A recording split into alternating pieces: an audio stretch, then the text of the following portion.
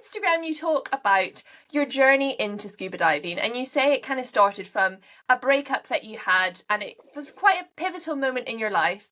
And then you went on a scuba diving course and thought, this is what I want to do, this is for me. So I want to ask, okay, in this moment that was really significant in your life, why did you think scuba diving, that's what I'm going to do? Seems quite random. So what pulled you to it? It actually was quite random. At this point in my life, I quit my job. My boyfriend broke up. I had to move back to my dad's house. So everything was like, I'm like, I have no idea who I am. I have no idea where I want to go, what I want to do in my life. And then I had like a little time and fortunately saved up some money. So I decided to go to Curacao, the Caribbean, for like a month to just like take a break from life and just like come back to myself. And then I was like, I'm going alone. I don't want to just like chill on the beach all day long. And then I decided to do a scuba course. So it was just like super random. I was like, what to do when you go to the Caribbean, right? So I'm like, there's a really nice ocean. So I want to see a turtle. Just let's do something like this. Maybe it will help me to like learn something new and get like people to know on the island. So yeah, I decided to do that. It was actually really random, and I never ever thought about scuba diving. I didn't even like snorkeling before. I was actually afraid to like jump in the ocean. So yeah, I think sometimes we need like special situations to do special things.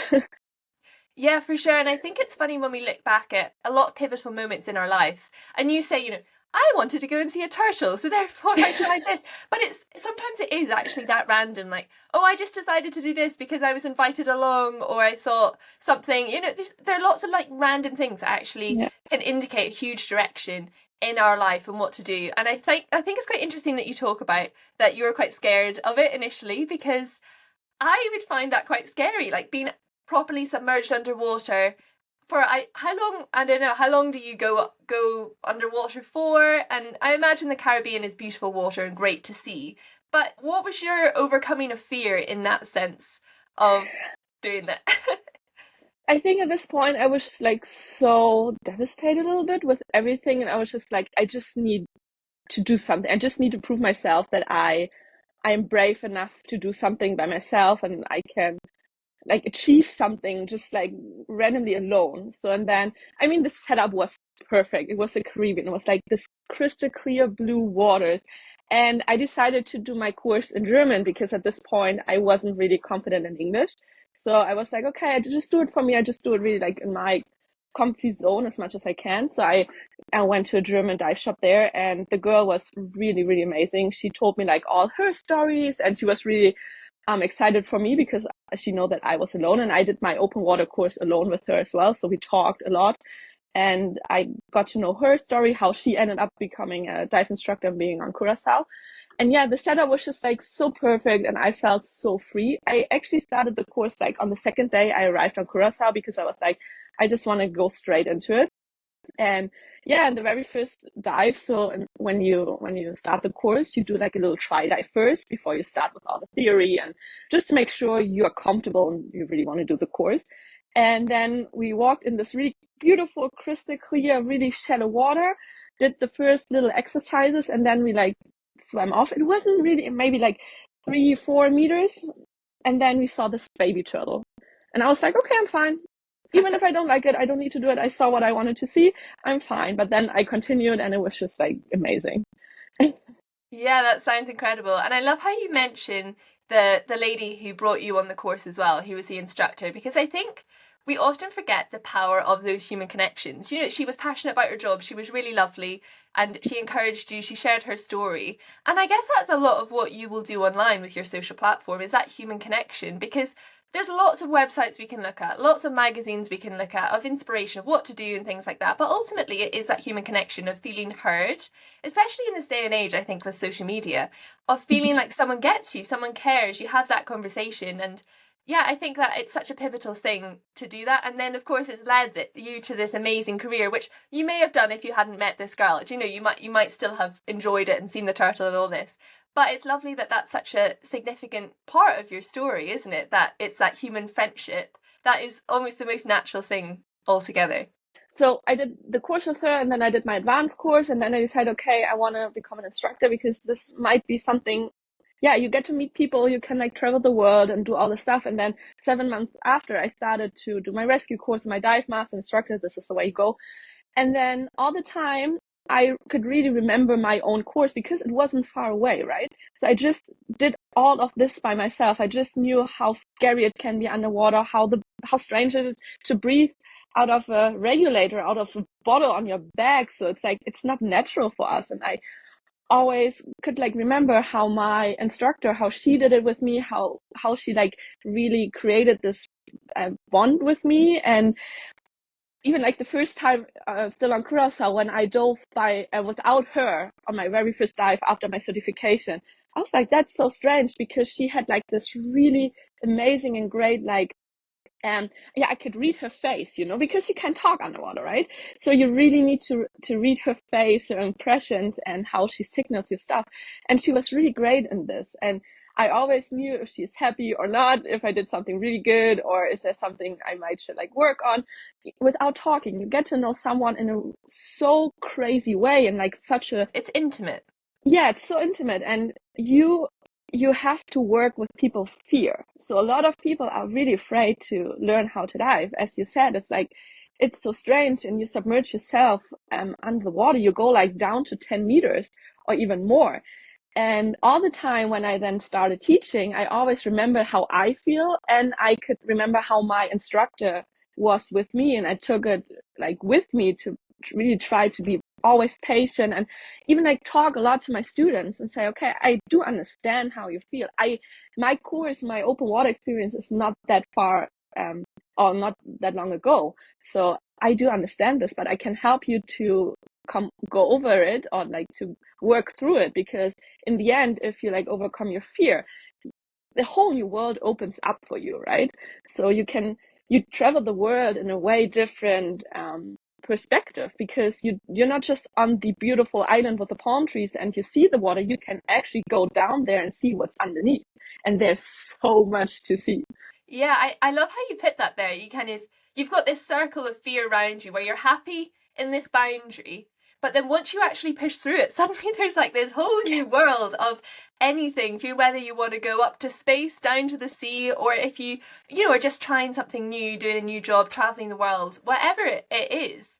I think that that's super interesting that with your students and when you're teaching, you actually do a lot of that kind of talking through, because again, it goes back to just feeling heard. Like, you're not saying, why are you like scared of the water? Why are you Yeah. here? You shouldn't be here. You're saying, I understand it.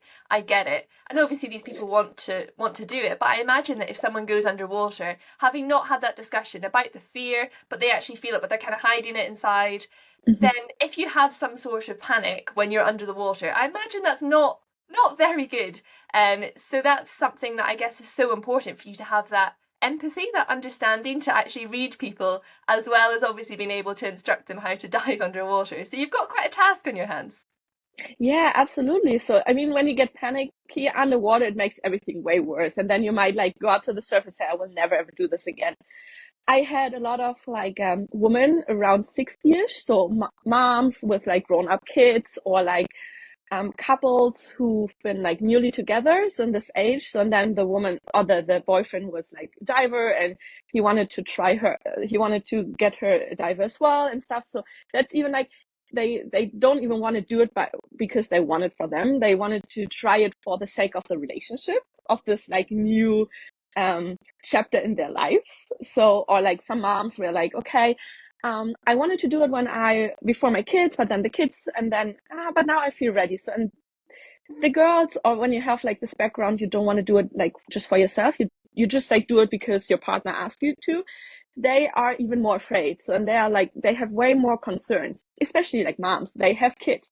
I mean, they don't do stuff where they can die. So, um, and they yeah, have all the concerns, and they do like for them it's way harder to like overcome this fear. And like there were so many times I was sitting with like women, holding hands and giving them the time, say, I know you can do it, I know you're afraid, but I know you can do it. So in the end, the exercises we learn in the open water course, they're not too hard. It's like more that you have to do it. So for example, to take off the mask underwater. That's such a big thing for so many people, because you're blind then. You're underwater and then you can see. And it's actually funny, because some people, they have troubles to breathe through the regulator when the water is when the nose is surrounded by water. So even when you pinch your nose, you don't have any problems to like talk or breathe. But underwater, when you have the water around your nose, it's like so hard. I had this experience in my open water as well. I was like, I can't breathe. I don't know why. So and then I just like pinched my nose and then it worked. I don't know why it is, but it's actually pretty hard for some people. And it's like you need so much empathy and you just make like this connection and say, okay, in my experience, like holding onto them, like holding the hands, or when they need both hands for like taking the mask off. But then I just hold it onto the jacket, the dive jacket they wear, so they know they're not alone. On one point when I actually really had like a boyfriend, a husband, or like a family member with them in the course, or they have been already certified, I told them to just like grab or hold like to the elbow so that the person who has to take off the mask can hold on to. And that helps so much because then, okay, I'm not alone. I have my buddy with me. I can do that. And it really helped. And it's so rewarding because I had sometimes like the woman came to me and said, I had no idea I will achieve this. I will get certified in the end. I was like, I wanted to like just like quit after the first day, after the first like time going in the water, and even like some of the boyfriends came or like husbands came. I would have never ever thought she would go through it. I was like, she would quit and then it's done. So, but yeah, I always made it. It took time. It takes like also nerves, of course, because you have to be really patient. And in normal life, I'm not really patient. Down there with the people, I am because I know how it feels. But I was always so proud. That's so nice. They're in a new relationship. I mean, everyone has their package. Everyone has their history, right? But now they're here. She wants to learn dive, to go with him and go on adventures. They want to do it together. And that's such a beautiful thing to do as a family or as a partnership, because it's like so bonding. And like you dive and you see something incredible, and then you can talk the whole afternoon about it. And then the next day you go diving again, and then you can talk the whole afternoon about it. It's so beautiful. And I'm so happy that I could like help some people to just like achieve that they can do it together. Wow, I feel like you are like a one woman marketing machine for scuba diving. Do you know? When I was kind of thinking about, it, I'm like, well, that's amazing because you've found this passion that you love, and you can go and explore underwater, and that like you must see so many things, and what an amazing thing to do. But I never really considered like the people side of it. And as you say, I don't believe that you're not a patient person, because goodness me, that sounds like relationship therapy almost. And I think that's amazing, as you say, for the shared experience for people to go and do that. As you say, you can talk about it all afternoon, whether it's going for a walk, going for a swim, going scuba diving. I think that's a big part in human life that we almost miss out, is that shared experience of just connecting people, like doing those sort of things that we feel like we can talk about that view that we saw, or whatever, the turtle that we saw underwater. And you kind of alluded to the whole new world that you see underwater. So can you, if someone's never ever scuba dived, to be fair, I've never ever scuba dived, what can you expect? Like, why is it so amazing? Talk me through. And remember, this is a podcast, so we want to be visual, like paint the picture, no pressure. So imagine you're on this beautiful, beautiful beach. You see this beautiful, gorgeous turquoise water, right? And you're just going, I mean, everyone snorkeled maybe once or twice in their life. So you can see like the fishies and the corals, the little sand. But now imagine you're just like, you're down there. You can like turn around. You can look in every direction. You can look in every little crack or like crevice, what's in there. You can see like tiny, tiny stuff. And then you can see like the fish, they just like swim right in front of your eyes, like in front of your mask. You feel like, wow, this fish was really nice. And then when you like go over the reef and you like drop a little down, so you have this beautiful, beautiful reef wall, and there are like fish everywhere. You don't even know where to look at because there's so much going on around you. So you can look up and you see the surface, you see the sun on the surface. You can see like the little fishies, maybe you see like a moray eel like coming around. So it's just like, and you're weightless. That's also a beautiful thing. You're just like, you can turn around, you can make like a front like roll or whatever. You can just like look in every direction and see like, and just like be in the water, being weightless, and just feel like, and there's like no sound around you, just your own bubble. So you hear yourself breathing, which is also really calming, and you're just down there. And then it's just like amazing how you're like surrounded by fish. They swim around you and you see stuff you might have never ever seen before. So because on Instagram, for example, you always see the beautiful things, the turtles, the rays, the whale sharks, whatever. But there's so much more. There's so much more tiny, colorful fish. And when you're down there, you can just like see it. And everywhere you look, you see, oh, this is something new. I don't know what this is. Or, oh, this is something really interesting. This looks funny. Or this coral is really nice. So it's just like, it's fish everywhere. It's the water around you. It's just like this beautiful, the sun on the reef is also, I mean, the sun goes down there and then you can see the shine on the corals. It's just like awesome. It's just like snorkeling 1 million times better. It sounds super peaceful, to be fair. Like, Yeah, wow, to be able to just be weightless and looking around and yeah, not being able to hear anything. Do you think, like, looking back to your life pre-scuba diving to now, do you feel a lot more like you get a bit more headspace, like a bit more peace to just kind of be, like to be Kira under the water and just enjoy kind of being like a human? Do you know what I mean in that way? yeah. I think I have some reels posts about this said something like scuba diving is my new personality. And I think that's actually true because it opened up such a new world for me and such a like actually like a little personality because it's not just the diving itself, it's the traveling around, it's the people around, it's like even the equipment around. So I learned so much new things and like also about the ocean, about what is down there, like all the marine life. I don't know how I did it without it, to be honest, because I was always like, okay, I go on holiday, I want to be around the ocean, I want to be on the boat, I want to be out there because that's that's vacation for me and I like to do something. I just don't want to sit all day on the beach. And with diving it's like my very favorite is really like doing a 2 tank dive in the morning. So 2 dives in the morning, having a great lunch, and then just like hang out on the beach then actually and just like talk about what we saw or what we did, like looking at things up in the book and like being excited about we can do about what we will see on the next day. And then even like think, okay, where do I want to go next? What do I want to see? So where do I have to go for to see stuff like that? For example, I never seen like anything really big. So in the Caribbean, we had a lot of really beautiful little life. So on rays, of course, but like a whale shark, for example, manta ray or big sharks, I haven't seen that many. So I saw some bigger sharks in Mexico, but yeah, it's like not like yeah, like this really big, amazing things. So and then you have like always like a goal to see, okay, where do I want to go next? What do I want to see? And then you even know, like right now I'm back in Germany. I'm like, I know I'm here, I work because I want to see all these places. And diving is not the cheapest thing to do in the world, to be honest. So, um, but so now I know, okay, that's fine to be back here because I know at one point I go dive again, really amazing places. And I do the work right now to afford this, to be able to do that. And that like gives it adds like a little value to my life, to my German life as well.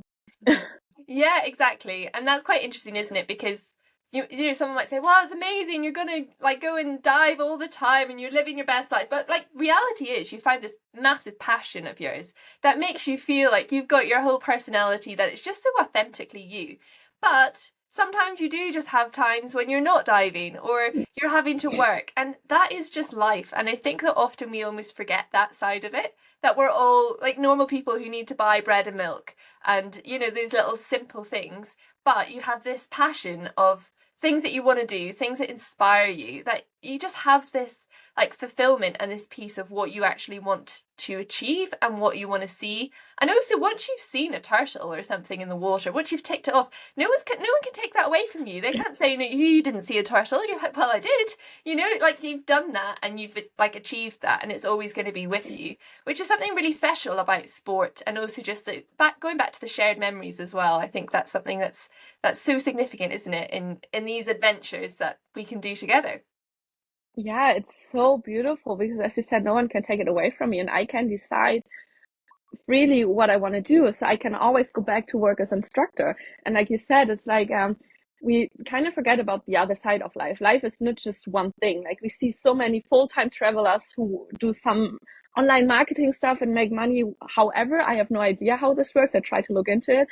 But there are so many people, just like normal people, say, okay, I have my job, I love my job, and I go on vacation when I have time off. And that's totally perfect fine. No one, not everyone has to like travel full time and make money online. So it doesn't even work for everyone. So, and this is what so this is one of the reasons I went back. So I was like 1.5 years in the Caribbean and did my instructor training and work as instructor. But it's not that romantic like it looks always on Instagram, because it's hard work.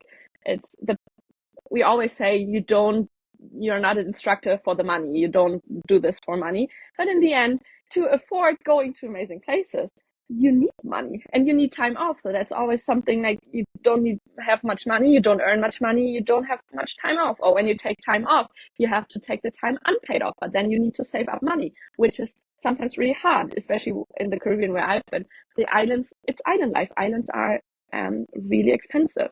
So in the Caribbean, I haven't been to Asia yet, so I can't talk about that. But in my experience in the Caribbean where I've been, where also the work conditions for instructors are really nice. It's really expensive to just like be there and to go there. So, and I had like a lot of troubles with ears. This is also a big problem people have, because when you dive so much, your ears don't get to dry that much, and you spend a lot of time in really shallow waters where the pressure change is like really high, and this can be really challenging for your ears. So, and I had like over 5 months, I had like ear problems, and I was like, at one point, I don't want to risk to not be able to dive again, so I need to take a step back now and decide well decide for my health. So then I said, it wasn't easy.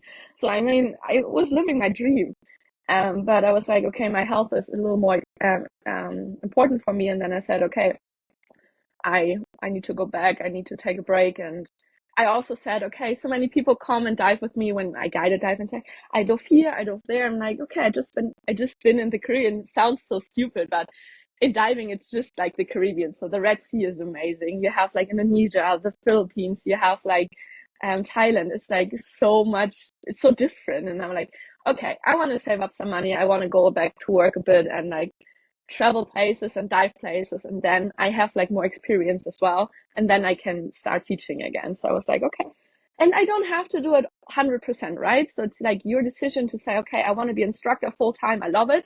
I really respect the people who do this, and I love this for them. But I was like, okay, I want to try to build like a life where I can work in my old job here in Germany. I also love my old job. So it was never that I left Germany because I hated my job. It was more the life and the weather in Germany itself.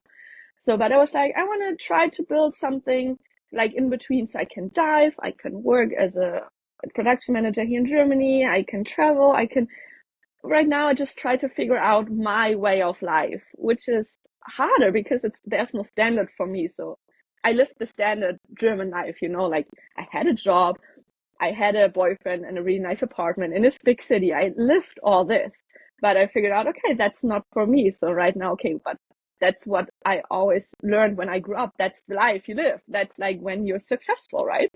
So now to like figure out, okay, what is my way of life? Um, it's a process. The process, I mean, it was in December 21 when I had this breakup, or when I went to Curacao. The breakup was in October, and when I quit the job, it's like, yeah, 2.5, nearly 3 years. So it's a process. It's a long process. It's like full of ups and downs. So even like living on an island, living the dream, like, or people think you live the dream when you talk about that. So many people say, "Oh, you're a dive instructor. I want to do the same. That's so amazing." Like it is on like 50% of the time. The other 50%, you're not surrounded by your family. Your family is far away. Your friends are far away. You don't sometimes there are people you really don't like. Of course, people you get friends with people, but they go.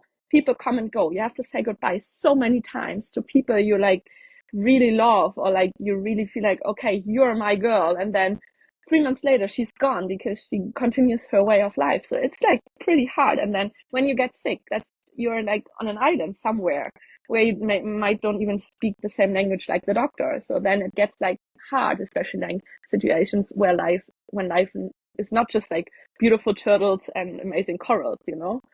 So that's like, I think, a really big point people always should consider. So when I left to become an instructor, I always feel like, okay, but what if I don't like it, or something happens? I always try to have something in in my back. So to say, okay, I can always go back. And that actually really helped me this year, that I know I had all of this and I could come back in my safety net, come back to my family. I stay with my dad right now. I stay a lot of the times with my sister, which is really nice. So because I know, okay, I never been afraid, because I always know, okay, there is a bed and a house back home where I can go back, and then I can figure out from there what to do next.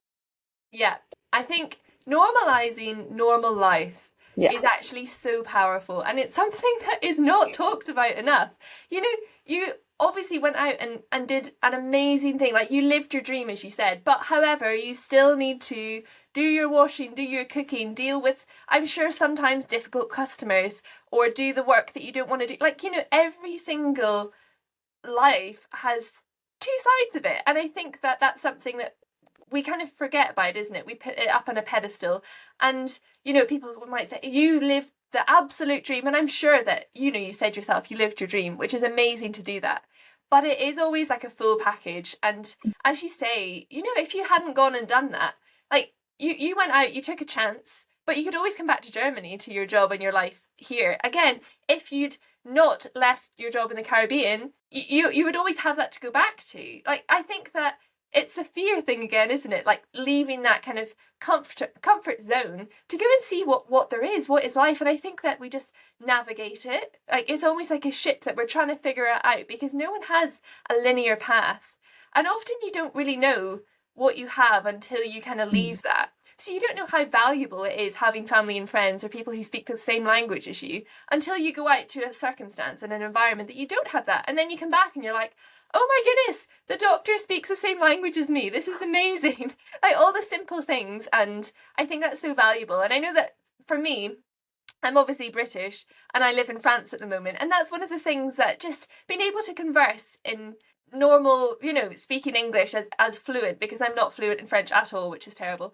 But it's something that you miss, I think, and you don't really realise that until you've moved out of the environment. And then you come back and you're like, oh, this is lovely. And you have that newfound kind of appreciation for it, which is something that I think is very valuable, that you don't really get until you move out of your comfort zone and you feel the fear and you do those things and you take the leap of faith and you just see what happens. So I think that, yeah, it just really confirms, I guess, what you say, and the story that is life and how it unfolds, and we don't really know how it'll go. But I also wanted to ask you about, like, when you dive, obviously there's so many beautiful places to go and see, and so many beautiful waters and animals under the water. But is there a lot of, like, rubbish or pollution and things like that you see that are the less glamorous side of it? What's your experience with that? Yeah, that's of course like a big thing in the world. So I recently just been to Egypt, and that's like, yeah, you walk down the streets and there's all the trash, and then of course the trash washes right in the ocean. I've been to Jordan as well, so like Gulf of Aqua Bars, also Red Sea, the same. Like, and they had like a public holiday where people just like throw their stuff everywhere, and like the plastic cups and the bags, everything, and it goes straight in the ocean, and it's straight because we dive like so close to shore. You see it all everywhere, so all the trash is like there, and there are a lot of like clean up um companies, and like even like the dive operations. They all try to clean up and they try to educate, but yeah, that's actually like a problem. So in the Caribbean, it was a little less. So of course we had like trash going on as well, but I think there it was actually quite clean. So sometimes the island itself looked way trashier than underwater, but it's like it also depends like on the side where you dive, because so many like the islands, they have like all this trash mountains, and then when wind comes it blows like in the ocean, and sometimes it like lands, like it goes right in the open ocean. But yeah, that's actually like a big problem, of course. So I'm really curious how it will be like when I go to Asia and dive there, because I think they have like even worse problems with that. But yeah, I mean, every dive you find like at least like one or two things you can collect.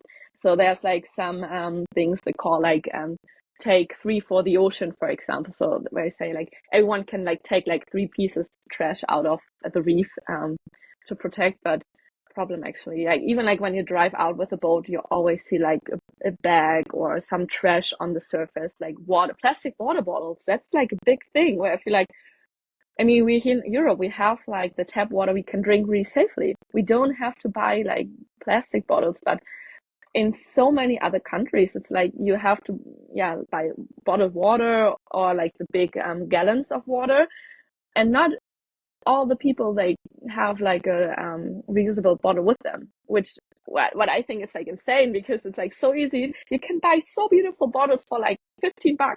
Like even like when you put your water in after 3 hours, it's still cold. It's not like hot as hell like in a plastic bottle. So I always carry my bottles with me because I think like even like on an airport, I don't want to buy like €3 waters on the airport. Like you get like the little bottle.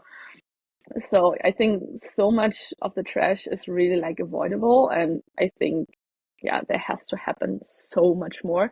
But we all can do like a little bit. Like I mean, we are like really privileged and like going to really amazing places where there's just like they want to, of course, they want to take the money from the tourists, but they like this whole recycling system is not there because this recycling is also privileged to countries who are rich. So because it's like a whole infrastructure behind it, right? But I think we can do so much. Like if my bottle of shampoo is empty, take it back home where you can recycle. Don't like just throw it away there, or just like bring your reusable water bottle, or just like you can even these days buy like little lunch boxes you can like fold, so it doesn't take any space away, but when you go and take out, you can just like bring the box and just like let it put in there. So or like bringing like a cotton bag and don't put everything in a plastic bag. I think there are so many little things we can do when we go to places where we know, okay, there's a big issue with trash. And do you think that now you've been in the water, you've seen the impact that it has when people do just discard their rubbish and it piles up? Has that changed the way you live your life? Like, do you feel heightened in your kind of how seriously you take recycling and what, you know, bringing your cotton bag, not using a plastic bag and things like that? Have you seen like your habits change? Yes, definitely. So sometimes even like when I go to places, I have my reusable water bottle with me, but they just give you like a plastic bottle because they don't have a big like a jar of water where you can. When I feel like, oh shit, why haven't I filled my bottle all the way or whatever? Or sometimes I just like tell them, so no, it's fine. But yes, I have this lunchbox, this foldable lunchbox, for example. I have even like a little silverware, like a little travel silverware with me, where I just feel like, okay, that's like small things I can do. Or I know I don't wash my hair too much when I go on a divecation, so I put it in like a little reusable box, so I don't have to bring my trash to the island, or I take my trash with me back home with me, where I know, okay, here it gets recycled, um, but there it doesn't. Of course, trying to like buy glass bottles when I mean, when you go in this country, it's so hot. I always need like a soda, for example, but instead of a can, when they have, I try to buy a glass bottle, for example, because even if the glass bottle ends up in the ocean, it's not that bad. Like plastic bottle, for example. So, but yeah, I think there's like, or like sunscreen, also a big thing. Sunscreen really affects You think about that, yeah. there's so much like really toxic sunscreen that affects the corals. So they're like a little more expensive, but um, it really makes sense to really take a look at the ingredients of sunscreen there are like also websites where you can read what you should look at, or you can like even just like type in reef safe sunscreen, and there's this Hawaiian law also like regulations where you can like buy the sunscreen after. That's also a big thing. So right now I just have like sunscreen for my face, and then I try to just like cover so with rash guards, because there's so many better ways than using sunscreen. First you have like the again plastic trash, like the bottle itself, and then you bring all the chemicals in the ocean, which is not nice. So, or like hair, for example, I have a leave-in conditioner because diving is terrible for hair. I was going to ask you, how much do you wash your hair? Actually, when I go, for example, for a 1 week vacation, dive vacation, I wash my hair once with shampoo, but I use like daily my leave-in conditioner. It's like a mineral-based one, and it's like good. It doesn't harm the reef. So this is what I invest in then. But also what impacts the reefs and our dive sites a lot is like shitty divers. So divers who can't control the buoyancy, who just like kick corals or just like touch everything. Even like turtles, sometimes you come really close to turtles because they just don't bother, but they have like this little shield of bacteria on their back, and when you touch them with your fingers, you have like all this human being bacteria on your fingers. Like when you touch corals or turtles or whatever, you destroy like their little protection shield. And that's also like a thing where I feel like, okay, we really need to take care of our ocean. The ocean is like so stressed already. We had like in last year in like November, yeah, October, November, like a big bleaching event, like where when I've been on Bonaire in the Caribbean.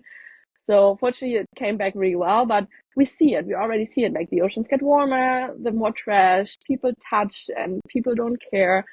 So yeah, there's like so much we can really do, and I'm really like, so sometimes when I see like a random group I don't belong to, like divers, and they touch and stuff, and I see it, and I can tell myself I'm so annoyed with them, but sometimes it's just like hard to let them know underwater.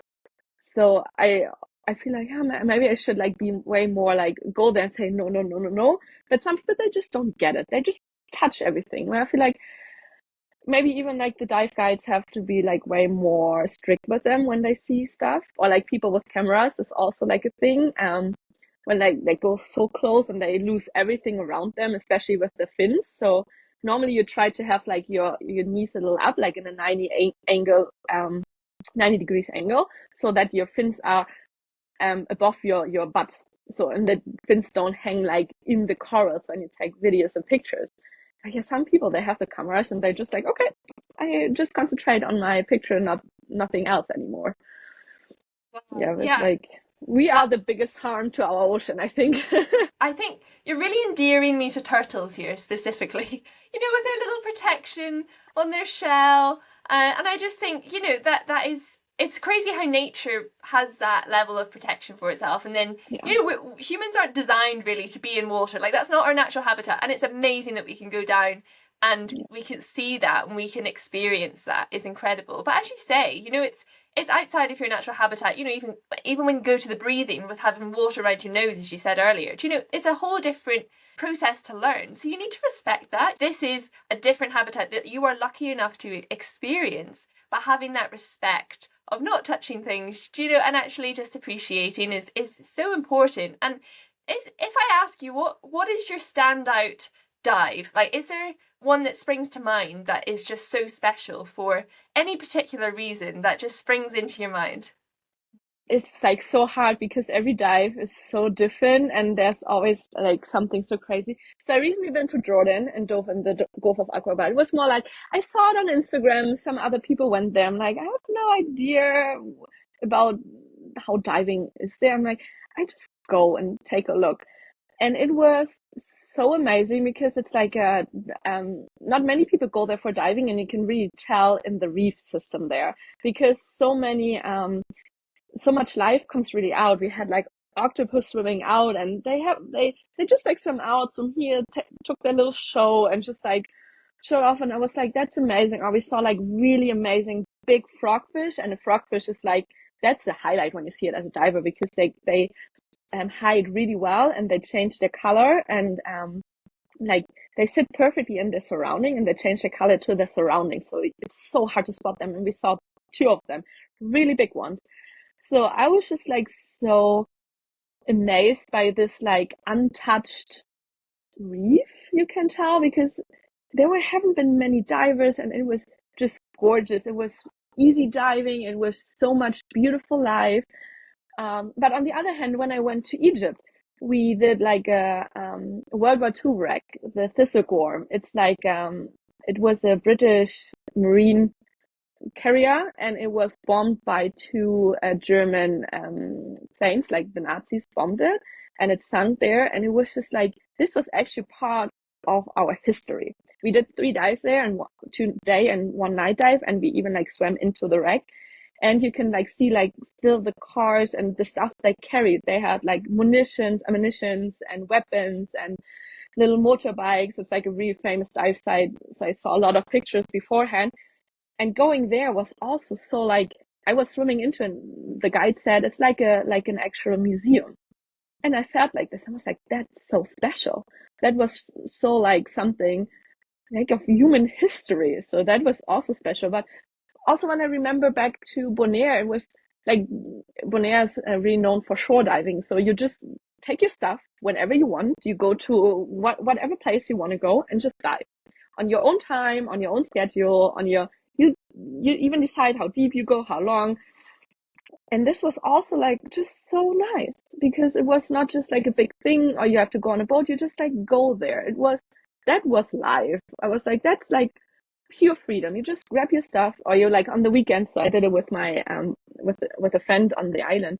And then on weekends in the morning, we just like woke up, had breakfast and I said, let's go diving. Yeah, okay. You want to do 1 or 2 dives? Oh, let's just one dive today. So you're not even like forced to do like more dives. So, and then we did like one really nice long dive and it was perfect. And then afterwards going for lunch, having a beer, living the island life, right? You know?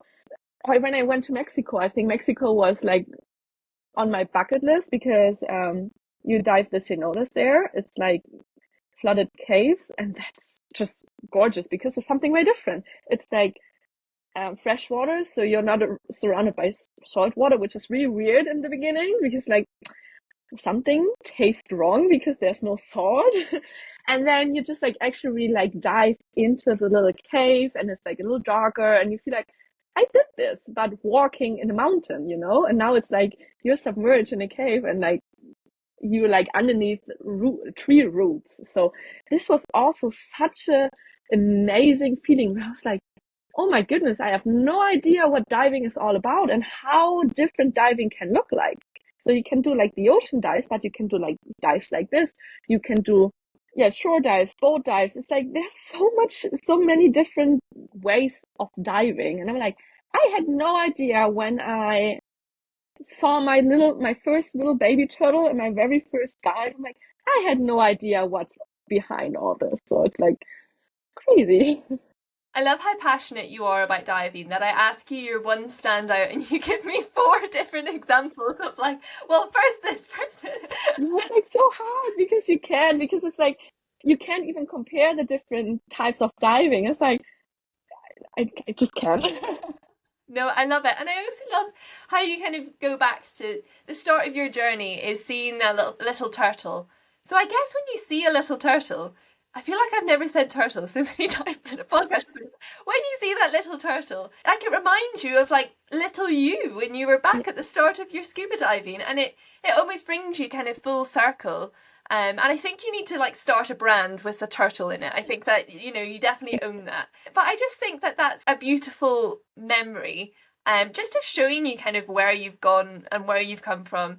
And when you kind of find a passion that defines your life, that defines, you know, the trajectory you're on, then I think that you grow so much within that, like within yourself, your own self-confidence, who you are, your identity, and the person that you want to be, whether it is, you know, being more responsible with recycling and making sure that you bring the things with you that you need to, and, you know, going to respect, you know, the ocean nature around you, whether you're up hiking in the mountains or whether you're deep under the sea at a coral reef. Do you know, it really is the same for everyone. And I think that's such a lovely message to kind of put across. And for the rest of 2024 and beyond, do you have any plans or anything that you kind of are looking forward to? What's in your horizon? Diving and actually also social media right now takes me or yeah to places I never thought I would go or didn't even know about, which is a privilege and I really, really appreciate that I got the chance to like build up like a little community that also connects me to brands. For example, like I'm a Scuba Pro ambassador, which is the biggest thing in the world. Like I still can't believe that this happened to me and I appreciate it so much because it's like amazing. And yeah, I will in October go to a really special place to dive. So I don't want to talk too much about it yet because I want to keep it as a little surprise because I'm still like, that's incredible. But then yeah, next year I will again like I will host my first little a liveaboard trip in Egypt again. So we will publish it in some days as well, which is also really exciting because it's like so nice. I get the chance to connect to people online, but now I get the chance to connect to people in real life. I already did like a trip this year where I met like two of my followers came with me on the trip to Egypt, which is like insane. Like also single solo travel dive girlies, and which is like so nice. And yeah, I just can't wait to like dive new places and see new things, like get the experience and even like share it. Because I do social media because I enjoy it. I feel like it's so nice to just like share what I see, and I have so much beautiful things to share, I think. And I feel like okay, and it's also my little memory book where I go back in my own content and like take a look, because it's like it's part of my life.